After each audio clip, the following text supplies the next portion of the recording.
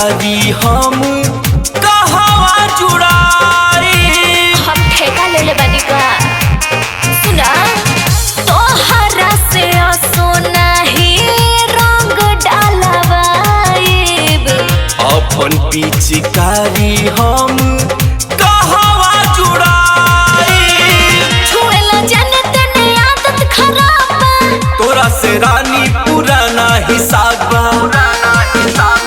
चोरी न करा ऐसे न धारा भरिया कबार हो बुझला कि ना। पानी चोली भिजवले हम ही भिजाइब रानी तोहर सलवार हो।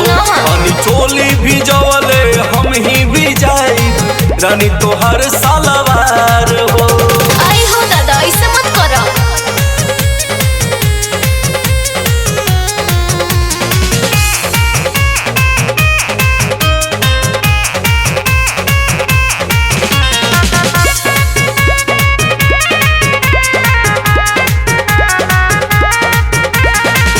झाका झोरी करा जाने अभी नहीं मन बाटे अभी नहीं मन बाटे।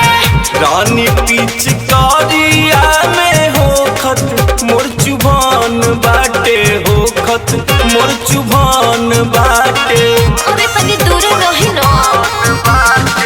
झाका झोरी करा जाने अभी नहीं मन बाटे अभी नहीं मन बाटे।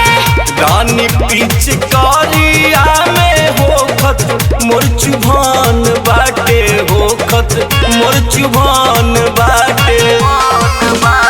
पानी पड़ावो भेजो तो हमके धोली ही बुखार हो न मानो। पानी चोली भिजवले हम ही भिजाइब रानी तोहर सलवार हो। पानी चोली भिजवले हम ही भिजाइब रानी तोहर सलवार हो।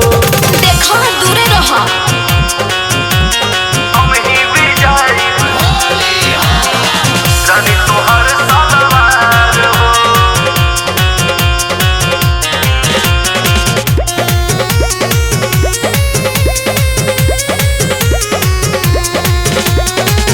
छुए नहीं दे हम अपने आशा लिखा जनवा रे आशा लिखा जनवा हो।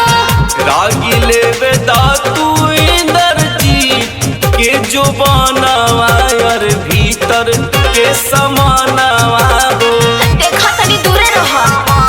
सुना छुए नहीं दे हम अपने आशा लिखा जनवा रे आशा लिखा जनवा हो। रागी लेवे दातू इंद्रजीत के जो बनावा यार भीतर के समानावा हो।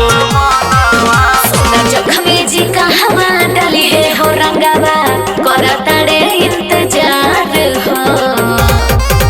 पानी चोली भिजवले हम ही भिजाइब रानी तोहर सलवार हो।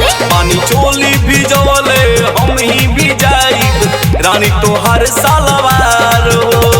अच्छा मन बतले टा दो।